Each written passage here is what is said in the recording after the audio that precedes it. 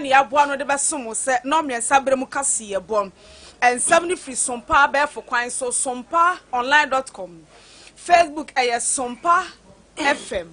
and now Sompa 98.9 FM oba so Facebook ne so a na wa kire wa dwen ewo ensem ne ho no wa share video na ofoforo anya bi awie ensem a eba no de adi mu akotire bi ne se na nanom ne ade hye wo dwena se ewo town of Mansirimun won de atodwa se beye yi a enka honorable Frida Prempe wo monto abanto ane so asem de bi aba ama enkofo a owo eye penkwase eye Sunyani East na asem ne sen eye astrochef park bi apie mu ho ho asem enso ha do mama hene ede ato edwase nananom ya wototon sasen ebra ye ma won kwan no wo muntu wo mhofo adwumaku a ohwe eye ka akoniaba so aye fra won road National Road Safety Authority enso aka asem bi se car tire se egugu ye car si se ni nyina eka ho na accident a ekoso o man mu edeba Yamfu Vocational Technical Institute 24 saying TVET ye free no school no nipa ba mu se dua kwanta for enso ate asem de na ene se ya eye fire service for training college yete ewo honom no empempenso a edro no ehon sem nyina enso wo hanom ensam no ebi ka ho awie yi ene ye de ma se no myensa bremu kase ye bo midide akue nyako abro no mamene nana kwame owusu nkwanta bisa afei ensam no ni nchiremu enin TVET eye aban enhyehyɛ ya wode aba foforo eye technical vocational training and education vocational and education training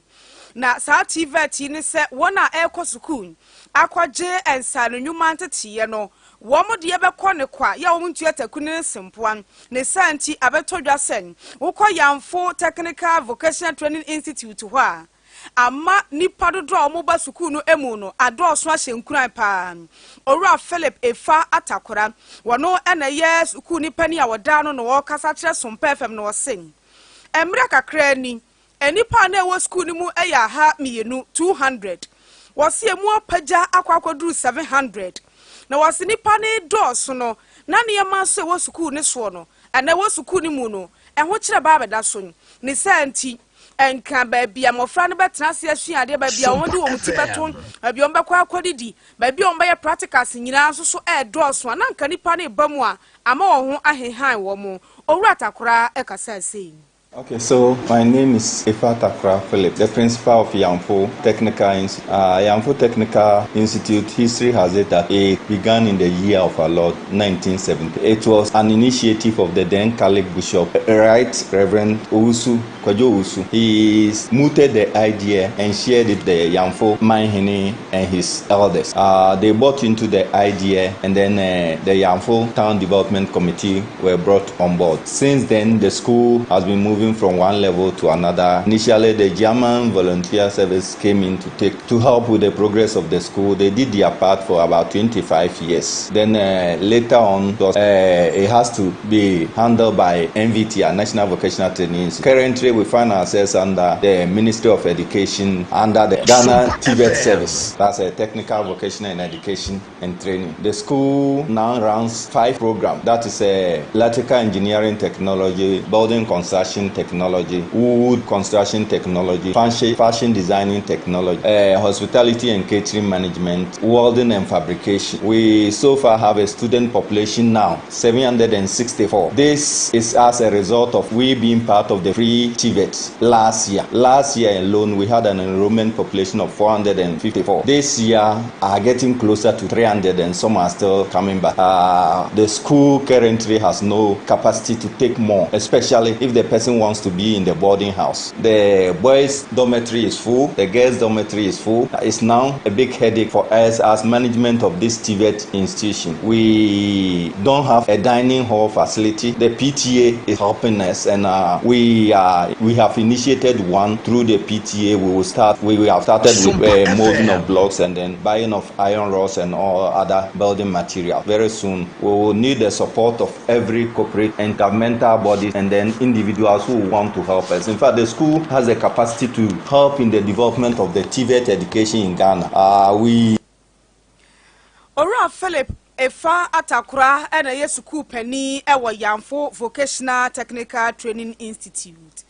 Aya Marche Bejani a Ojinamuma amanfo a wo Sunyani East. Na opanyini ede ensem debi ekọ ama wana wote penkwase ne nyina ne sen opanyini kira eye football abeye adwuma eboa ema emabunu enso etiminya adwuma eye ne senti na ho ahia pa se one mpanfo bi beka bom na ode abefo ekwan a yefa so bobo me kira astrotef eye park bi eba eye ne mpeso aso na enum yi na opanyini enrada ede aso ekobo fom na okiremu a one dwuma bia dwumaku aye from Buipa Authority aka bom na omu baba besi eye football stadium bi a ebetima fa nipa be 500 na opanyin kiremu a sa football yi a ya baba besi ne park yi front light ebebam sanso na babia amanfo besesa ho ansa no akwa akobobbo yi enso ebebam na opanyin kiremu a se nyoma nyina timi tutomu yi a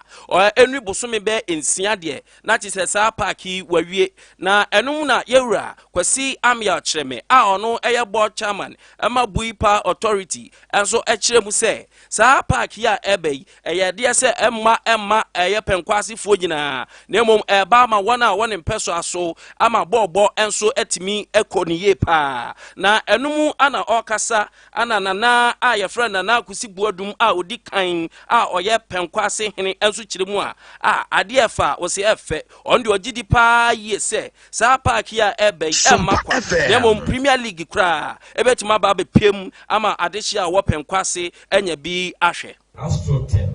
one among two ya two enim se nkan ebia ene ya yeshia yi ya ball bi ne yebebo ana dwumadi bi ene yebedi ewo asase so yaso ya say kwantintin mu asem no ato abebre ewo ene yakopon apie kwan se ya fa so mbebo fom na yeni sa adwumai enfama Sunyani na se yempasua yi nyina menyi ni se ebeka wi so se yenyane dodo a ebeboa yen football no emma buru bebre adwuma ene ma football kra no atintim ladies football atintim omubo leagues ni nyina bi kanena ka obeti se ya top player bi o ebema ya de no kwa ma no ne ene emma omubo ball enya sa ti yebehia infrastructure bia yebetimi edi ateti omo yebetimi abobo no na eni abrochire de ese ti ofri ha na okobobo wo ba bia football na konkan ana omo infrastructure no akonkan na anya di fofo ohwe teams ahodo second division teams course de ni ti ni nine ni bibia na fu eye bro half third division over second division bro eni ahafu ewo team sisin obia wo Ghana ha oba first division teams ya wo bro eni ahafo no mu eden pa omuni ball no bo pa tahasuna ede uduru betemu a ubenya premier uduru Sunyani a wo fa pa da roma ubenya premier uduru siatre a premier uduru brekumu a premier uduru doma premier inshallah kwasi ame ya Sompa FM Marche Bejani edema amanfo a owo Sunyani East empeso aso Yefre Sunyani East ni yanko talo north mensri no mu en na nanom ene adehia wo ho na efrefrese ebeye yi a enka talo north mna hebedwani Dr. Frida Akosia Prempe afempinu ene adionu nan abaidi ani ma ye beto no enka adehia wontem ho ento mani bom ene sen wo se maami be ya mra hebedwani empuntuo pani kire wo ma misa na wo monsa kan wo se efri bro ba ya mra hebedwani no efri sabre ni besi sabre yi se wo mo de krata ato ho na wo mo de tredua asiso wo betumi atretwe mpuntunwuma nam ne nsa so aba abato mpesua ne so maako wɔ ha ɛne akyirɛ na na de saa nsɛm wei ɛto dwa wabra Dr. Frida Kosia Prempe ɛboa ma wɔn si bia sonko bi ɛwɔ Dwunase kuro ne mu Sompa FM ɛbɛyɛ baabi ɛbɛfɛ sɛ Dwunase Community Center na nana kwadwo asanten yɛ dwanto ahene ɛwɔ Dwunase no de saa asɛmi ɛto dwa ɛyɛ me nana kwadwo asante a mehwɛ akyire ma nana fariti ku a ɔtɔ so mmienu ɛnokorɛ sɛ yɛ mame Akosia Frida Prempe ɛyɛ MPB a ɔba atano nɔfo ha mpuntunwuma ɛne mmoa ɔde boa atano nɔfo ha a yɛ Dwunase nso yɛ ka ho bi no ɛnokurotodo a yɛni ani ahu ɔbɛboa yɛn ɛwɔ chip compound hɔ ɛma ɛhɔ bibia ayɛ kama ɛnɛ anka kuro ketewa de sɛ Dwunase ɛnɛ sɛ bi sɛ otipa wa onya baabi ɛfa ɛma nyame ɛboa ɛma wonya wahotɔ ɛno akyi yɛnkyɛ na yɛnsuo ho ɛden ɛwɔ ha ɛne ma me di ho nkuta ho ampara ankyɛ ɛda yɛ ne hyiaeɛ yɛsan ɛbɔs wɔ so o we de engineer kora di machi yɛsɔre ya na yɛkɔ kyerɛ ne baabi obetu nsuo no ɛna me no kɛsɛ yi yɛtu nsuo na wi a ɛno nso ɛba bɛboa Dwunase nana no bodwa ɛto nsa frɛ yɛ maame sɛ yɛbɛsi ahimfie yɛ maame mɛboa yɛ ampa ɔba ɔhyɛ mbɔ sɛ ɔbɛma 100 million ampa ɛnɛ ya me no kɛsɛ yi yɛ maame ɛde check no abrɛ na sɛ scanner nsa ka ebetumi ama yɛtumi ayɛ akɔyɛ ndwumadie no ɛso yɛahyɛ aseɛ na menim sɛ sika yɛ aba mmerepam nti ɛbɛboa ama yɛ dwumadie no akɔ so nti yɛ maame deɛ no kwasɛm nie wɔboa yɛn ama yɛkura a yɛwɔ mu yi sɛbe yɛ mmeranteɛ mmienu a wɔatumi aboa wɔn ma ɛnɛ wɔn ɛwɔ soja adwuma mu a wɔn nso ɛnsa ɛkɔɔ na nti ampa sɛ yɛ maame ɔboa Dwunaseman di mesre sɛ Dwunaseman yɛ nyinaa yɛ ntaa yɛ maame akyi sɛ de bɛyɛ a obetumi aboa yɛn ama yɛn so yɛn mpundu nnwuma tumi anya nkɔso bi sɛ mpanyinfoɔ sɛ nea afuru duapa no ɔno na yɛpia no mesre MPP foɔ ɛne Dwunaseman nyinaa nananom yɛnyɛ politics deɛ nanso wohwɛ deɛ ɔboa ama nneɛma akɔ yi ama wa sɛ bi ehwi anase atwedeɛ mesre sɛ ɔmamu nyinaa ɛne MPP foɔ Dwunaseman yɛmmoa yɛ maame na wɔnsan fura konwa kɛseɛ ne biu na ɔkyena bi ne yɛpɛ bibi a gidi sɛ yɛ maame betumi aboa yɛn nana kwadwo asante Sompa FM ahene ɛwɔ Dwunase wɔtano north mansiri no mu ahafo mantam wɔsan nsɛm yɛ mu ana ɛyɛ mmarahyɛ bedwani ɛyɛ Dr. Frida Prempe a ɔno nso egyina mu ɛma ɛyɛ amanfo a ɔno nso ɔwɔ dua nkwanta na ɛnɛ ɔne sɛntwerɛfoɔ ɛkɔ aprɔbɔ na ɛno mu anɔkyerɛ a ɛyɛ fire service for suku a ɛwɔ hɔ no ma ɛno ɛyɛ adeɛ ba bɛboa afo mpɔtam ni nyinaa ama obia ɔpɛsɛ nei ne ba etimi konya ntetea bia ɛnso ɛwɔ fire adwuma nim no obenya baabi ɛde ne ti ato no ɔkyerɛ mu a na project a wɔhyɛ aseɛ yi wohwɛ mu a ɛkyɛ sɛ adrum ɔsoa ne sa na nka wawie na ɛyɛ adwuma ku a edi sɛ adwuma yi ɛyɛ Kabori Company Limited a wɔn nso ɛwɔ nkran na yɛne mpanyinfoɔ twetwe nkɔmɔ na ɔkyerɛ a ɛyɛ saa ɛjapadeɛ yi a wɔyɛ yi ɛnyɔma ɛbɛbɛm ɛyɛ abansoro a ɛto aso mmienu saa ɛnso so na bea asukuufoɔ yi ebedi Sompa FM ɛyɛ asukuufoɔ bɛyɛ ɔho yie na saa project yi nyinaa no ana ɔkyerɛ mu a aka kakraa bi na kyɛ sɛ ɛnya aba abɛyɛ show paa na ɛnom na ɔkyerɛ a adwumadeɛ yi baa yɛ wɔn a wɔwɔ area hɔnom a ɔyɛ steel burners foɔ wɔn a ɔyɛ carpenter foɔ mason foɔ deɛ obiara nya kakra ato ne bottom obiara nya adwuma a ɔyɛ na ɛno yɛ adeɛ a ɛhyɛ nkɔɔfoɔ nkran paa ɛbra yɛ kɔɔ hɔ na ɔmo ne Sompa kaseabɔ ekuo no ɛdi nkɔmɔ no na ɛyɛ adeɛ sɛ contractor deɛ na oni hɔ deɛ na nso na adwumayɛfoɔ no deɛ wɔwɔ hɔnom a kyerɛ sɛ adwuma no ɛkɔ so paa na ɛno mu na Dr. Prempe kyerɛ na ɛyɛ adeɛ sɛ n'ani asɔ papapapapapa ɛkwan a adwumadeɛ yi ɛkɔ so na ɔkyerɛ mu a onim sɛ bosome mmiɛnsa pɛ dwumadie yi nso ebetimi aba awieyɛ yɛntie nsɛm a ɔkan ni bi Fire Service Training School and a Fire Service Academy. One of its kind in Ghana, even in West. So we are the only Fire Service Training School I was to say in crime. Shona, James Fort. Now, we baby I have a boys' dormitory, I have 1 story. I have a girls' dormitory, 1 story. I have block in our home and a kitchen and a dining hall. Now, if TVS project, we shall say was Mimi and sending contractor number who pass 6 months near the money say you can find me. All things being call. By the end of this year, the betimi awie near commission. Ye crowd. Oh, say ye be nipa bebre eton ade wa ha. The obeton suo, the obeton aduane, the obesoasment, the obeso titi de indirect labor. Crowd bre impesua sofo. And am gidi see awie sa project wa. Say tie bia the nipa be free Ghana afanya nyina na be training wa ha. Na ye so ye tie ade say so benya so emfa so pa. And it na say me serve on the Defense and Interior Committee in Parliament. It's wherever I find myself, committee be me because so they try to make a copy was so at the upper. Project was initially initiated by the former fire service chief fire officer that against all the core pension. He has started for you know contribute to cement near the other also at this time. And to me and Shazzy. Now me back committee the sooner bar say success you may dear neighbor no say me dimu na me call lobby assign the back because now that community any constituencies so into a bar back made that one tell me the now me saw committee no so the na say me hwe say betumi asa corporate e dia be ma me fa akonya we so end of my penia me that interior minister edu baby na me friend a gentle reminder because anopa ne awia ne ayume bia the sa project we dine and the chief fire officer so mu nyina na kamboa na yetu dia ma contractor say bi o so bi obedi aye ma no fanta me so na onja wo ye wia e betwe ni nipa bebre wo apart from the normal firefight na wo ha no marine trainers aviation training be ba hadi nyina say e ja hye no edu baby a na so oku owiem so oku opo no so oku opo ni nyina no e be training sam go ebi wo ha. Dr. Frida Prempe emrashe bedwani a owo Tanono Kasia Sompa FM Sompa 98.9 FM so your Facebook ne ye Sompa FM ana Sompa 98.9 FM ye konsem fufuro mu osagefo osiade your Dr. Ajima Bedu otosumienu and a president Emma Bono Regional House of Chiefs was signed so a Henekasian ewo manim domane ne mpatamu no was saying empen bebre wo na ma obetia no meto asase ewo doma fonsa aseso obi nso de netia ba begusu na akoda ne manso na akopie koto na adane aba abo na yese kan twe enuto ani tuoka wose sa ne ma we nyina sese ye twam kabia ne sen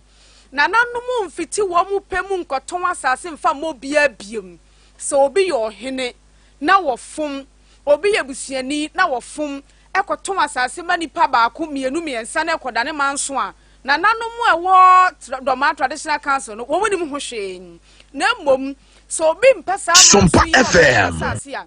enu ti na yewo doma two lands ukọ ho na ukọ hunu wo mo adba bia doma fonsa ase wo bia no wo benya bia to akire nsam no di edu baby a ade pa nipa beta boyechi wo ho e asase do mama nsro wontie sa ade we yi do ma asase ni nyina ye nkonya asase boni beka stuland all students shall vest in the appropriate school in accordance with custom enti do ma fo nyina ho asase no o chamensa na de ma do ma fo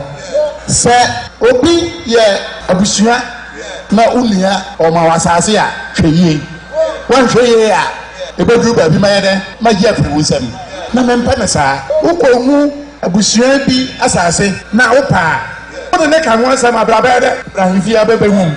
nyesa ono ne kokoka ono nko ontimi ma okrata ma onko abani mempa sa de hye ne bia eba hwere ne sika timasre ho obi a hye sa de nso na abusuafo asase ne de ntie sei vie amadi nka se menni wo fa no mboa ye mu bi ye ahemfo etoni di gu ye botom ade hye ne bi so ba wuram letwa odu ba bia no ba age musika no mini munti nende ade akwa akosi so nsro ho mempesa sa de ne bi eba do manim ha dichie bia obeka kiro se me tona sase ama mam sidi du sidi aduonu obo ampa ma no me anti wakonya kase no so koya wasase no ya hwesofo nka kiro se mam sika mfa mam hu asase bia do manim na opa manananom ya so nte ofuri na akoi do ma ya sase yemfa sika ntobio nso ya diskato yemfa manana yemfa madehye yemfa mapenten domafo kwana na fa so a ne nananom ye bobu nkonta akire ho ya dibibi aba domafo do obekonto ya wo bank binim wo ADB bi wo commercial bank onti ye rural bank na ekeka ho opa bia oni yanka ho asem ma ye ma paper na nam so kwaye de posika no kokoto bank na odi usika no to bank a na na betime kodi ni tama this year bafa eno ne ba mama bu nkonta akire because sika ne kwato domafo kontoma ansa na metime yi no ye nkona nanom ho eni ayeti ye eye osagefo osiade your Dr. Ajima Bedu otosumienu mani this year aduana PSA President Bono Regional House of Chiefs. National Road Safety Authority. Eya opanyini a ye friend Gabriel Ochre. A Bono Regional Principal Transport Officer Edin Sembi atudwa. Na opanyini chiremu a o se Ghana for yanhwe nneema bi ye. Na dada said your wonjuma mu no oboyen kokko. Se ye befa kwan paso na yatwi ya shen na afe yahwe se maintenance ahodo bekoso e ye kabunti. O se hwe wo hwe enchichemu pa ewo man mu ha akwanhia esi no enchichemu bebe edu just 10% die Sompa FM enchichemu a edu di nyina aye ka akoba bi wo ma behwe ne se pa za obi anum just akoba yi nyanyanyanya so ne ade na nkwan so obi wo ma akoba no okwa akotokra onhwe se expiring date kra wo ho on the answer bo na efo toya ne Dennis fashion mame na odi ahyebu na ne onam kwan so ote kotwen a lord ne se butubutu koba hu na ka ne ko o kiremu asade we yade a edi enya pa yankwa ahoma so na ye ne opanyini entwetwen komo yara oti yanka ma han na empom te sei yes wa domine mon pai bonti ya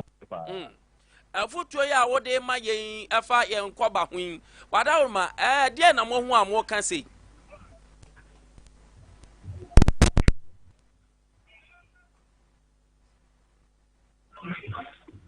Hello, Mira. Yo, me tell you what say. Aha, tina mi busa se. Asemi mu nkyere mu pa sen wadaroba. Hello. Yewra homa no ye hwe se ye benya yewra ye na se ene oka news na kazopi ye de beba no ye hwe se ye besan enya yewra Gabriel Ochre. Yewra otemenka. Mira chiro temenka. Yo, me tell you ntamia. Aha, wedi afutu sem ya na ode maye ya. Ana na ye ji mu nkyeremu pa se wadaroba. Yo, ma me fa enchia emma etiefo enne awie yi. Me gidi yeso bia ehun ye. Yo, se ye hwe enkonhia eya na esi dodo na ewo man Ghana mu a. Eno ena nhwehwemu kakra ya ye no amaye hu se oha enchichemu edidie enkonhia enkonhia nam eye koba ye bi ye kasa se no ena nam so masa enkonhia ni nyina esie. Esan se enkonhia esia DBLA testing officer ebe ye nhwehwemu kakra police ayene de na road safety so ayene de tie nyina ye kabom se djuma ba ko na ya ye hwehwemu eno ena ebe bi se nkonhia dodo na ye ohabo enchichemu edudie eye ne nam eye vehicle tires so ena de ba na nhwehwemu no ena ya na ye hu ni se be ye ohabo enchichemu eduasa enson de eye yenya yentumi ento eye time no enfem bi ye cover ase a che se ya kani ya yewo ho ni nyina no cover yeto no second hand and I use price and yeto no and ye fa kwanya we so ni atoto bia sretimemfo ewo mu say time no no board den ye no mo say we to tire e wo say hwe nyama ba ku ni bi e wo ho say the road traffic regulation no regulation 62 no asia no fifia no at our ports no tires you using in winter and as a cold time seasons no ye ma ho kwan e ma ne ma o my Ghana mu biem no mo say we to tire na ye nyama ba ku ni bi a e wo say wo hwe obi di ese dia wo kae no opega tire no bi si ho na omnyamia na tire no ahoade kakra wo mpe na wa tone saa enti no bi tumeto tire na abam obi tumeto tire na saa da na apai esan say na ho odin no ene ye regulation 62 no emfa ebedra enti na ye fa kwenya we so e dia maka owners ene ya ye kaka bia no obeto tire pese tire na wo de go car so no ene regulation 62 no ekọ regulation 62 say e was say auto tires manufacturing date no we be influencia eka ho a na che say tire no still na you see a ye and it mean funny say me to tire no na tire no manufacturing data e bo ho no e 0412 no just the second week in 2012 and year tire no but influencia eka ho a 2012, 2013, 14, 15, 16, 17, 18. Sompa FM. That is a time now who are doing any BBI, no, apart from and if you look at what was our time, maybe about your Minka. Job Mira, ya tonka pa.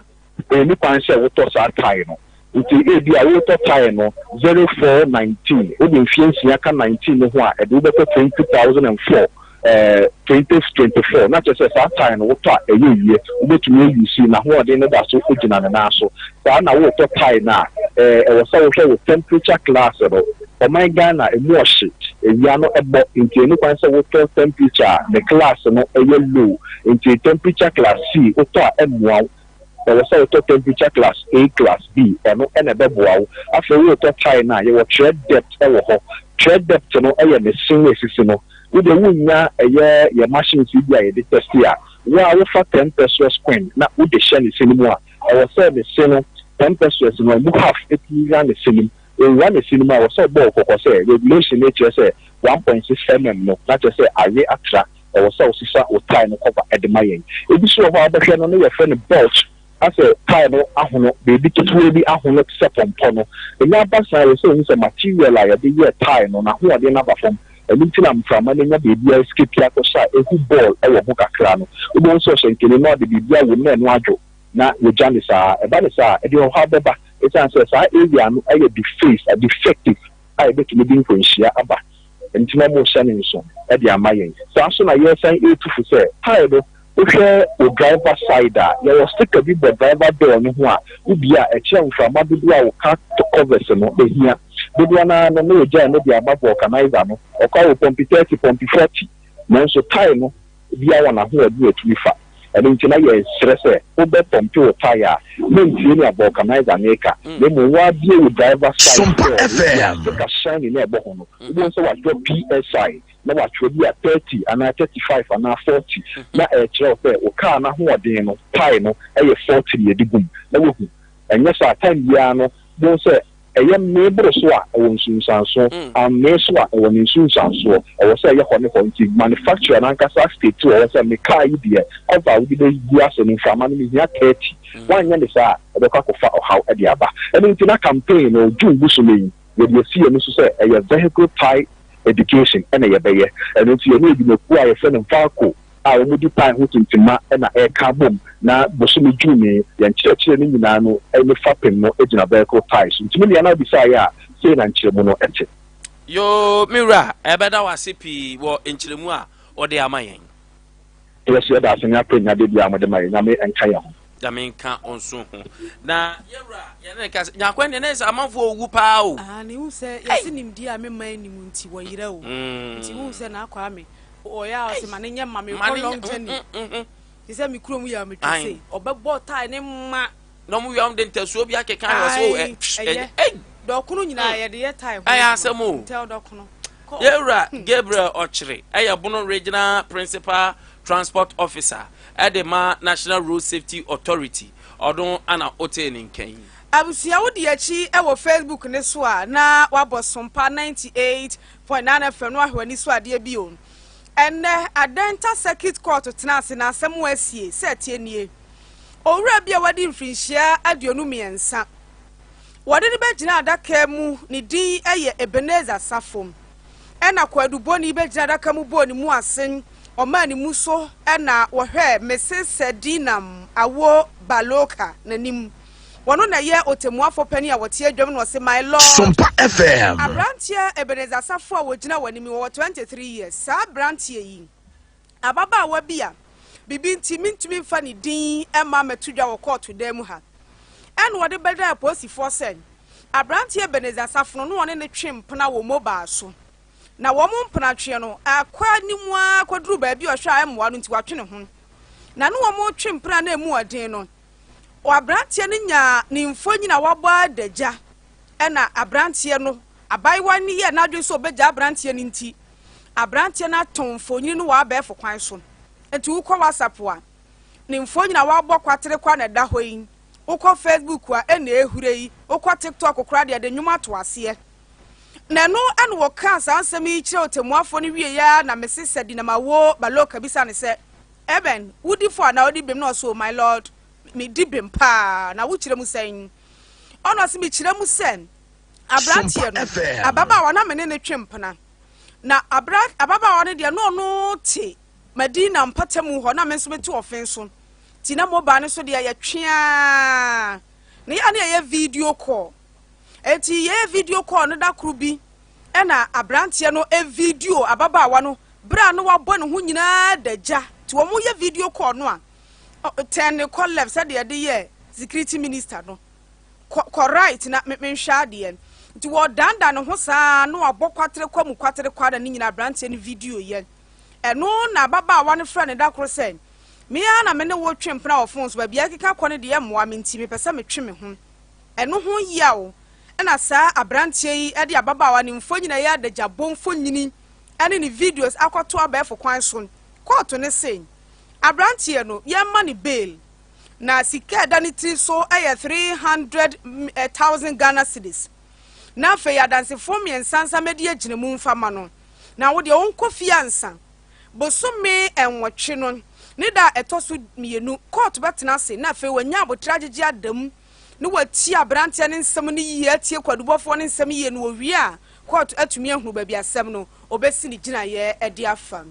ye be gina we so na ensem a ye boa no bre wo Sompa 98.9 FM so awie ye de ne nyina asin kase boda mu fo ne boa no DJ Kazopi ni team Brown any Prince and a boy yema ye call abe for kwan so surprise am de bre wo no eye na na nkwanta bisa ene je wantie news ni bia ko Facebook so ka che wadamfo no nkante na damfo say Sompa de ache bia morning show host na ne wo kan kase bo midi ede akue nyako abronoma mene surprise man de nyako aboa no amana kabi nana kwa mi ozo nkwanta bisa Franco Trading Enterprise. Oh, your buff was say. Mabusi ane Franco abusi nye shia ye. Ye shia how ba kokura say. The shasi kit